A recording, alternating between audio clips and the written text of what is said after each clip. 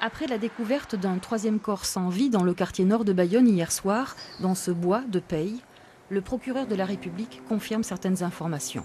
Cet homme, âgé de 45 ans, était domicilié non loin du lieu où l'on a retrouvé son corps. Il s'est probablement donné la mort, une balle dans la tête, doublée d'une pendaison. Il laisse une lettre adressée à ses enfants.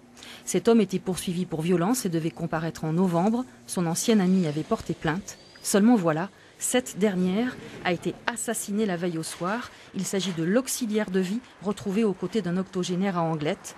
Double meurtre que l'on ne peut de façon avérée attribuer aujourd'hui à l'homme supposément suicidé à Bayonne quelques heures plus tard.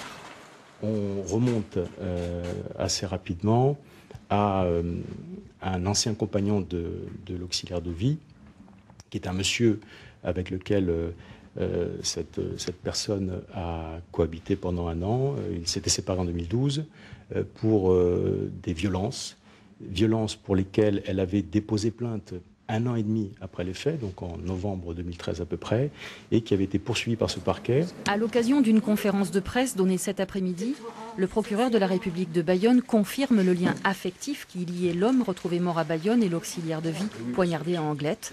Pour autant, dans sa missive, le suicidé ne laisse rien entendre sur le double meurtre.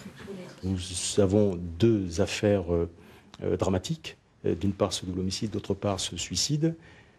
Alors je vous parle, aucun lien formel en procédure, aucune preuve ne rattache ces 2 affaires. Chronologie des faits entre les 2 affaires, même tenue vestimentaire repérée sur les 2 lieux, lien affectif ancien. Pour autant, il manque des preuves, l'arme notamment. L'autopsie pratiquée mercredi à Bordeaux sur les 3 corps retrouvés sans vie ce week-end donnera peut-être de nouvelles informations.